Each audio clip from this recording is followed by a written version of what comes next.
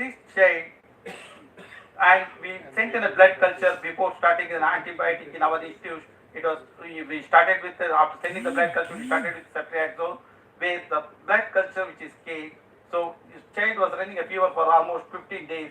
When you look at the blood culture, which was ceftriaxone resistant. So and this child was a meropenem sensitive, and imipenem and cholesterol was there. We started this child with the initially with ceftriaxone. Later we changed over to the meropenem and continued with for 10 days, which was sick. So subsequently, child has recovered completely. What's the message wanted to convey out of this case? When we are talking about enteric fever, 1948, we were talking about chloramphenicol as the drug of choice. Subsequently, we came for to the ampicillin and cotrimoxazole. That drug resistance was developed within no time, and quinolone group of drugs is another thing. We started for that also drug resistance, which is there.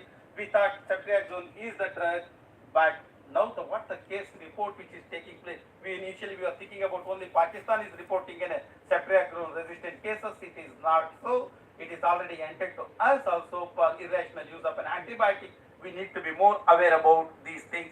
That doesn't mean that you start in a higher antibiotic like azithromycin, RNS meropenem, but we need to be aware. Even though we say ceftriaxone is still a drug, but what we have seen in our practice, usually its response will take, initially we used to take it around 3 to 5 days. Now 5 to 7 days is the time which is required for a ceftriaxone to respond. You remember that before jumping into the drug resistance and all. So antibiotic resistance is the thing. After that, we looked into our own data in our institute, where we collected the data for 3 years data in our institute, where 58 blood culture which has been grown for Salmonella typhi. Out of that, there are few cases of resistance to the ceftriaxone which has been reported in our unit also. So lesson learned: evolving threat of antibiotic resistance to Salmonella typhi is the need for discriminated use of an antibiotic. That thing. Need to develop a low-cost diagnostic tools, kits for antibiotic susceptibility, holistic approach for establishment of control of occurrence and development of resistance by further to the Salmonella typhi.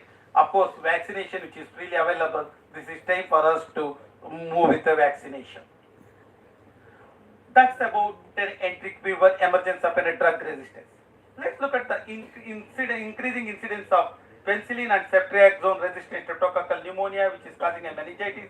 This is a study which has been published by CMC Vellore, where they looked into the data where the penicillin resistance for pneumococcal meningitis was less than 10% in 2008, which has grown up to the 40% in 2016, and non-susceptibility to the cefotaxime and ceftriaxone, which was less than 5% in 2008, which has grown up to 25%.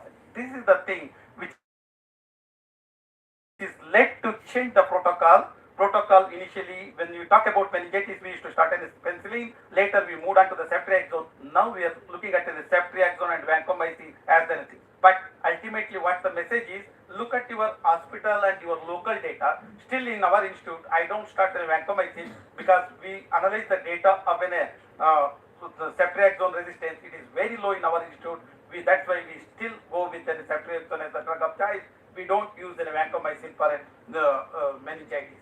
Still, it is the thing. But standard, we need to know that what the literature says. It's the ceftriaxone and vancomycin is the drug of choice. So resistance to Staphylococcus aureus infection, that's another thing which we need to be looked in. This is an ICMR data which has been published in 2017.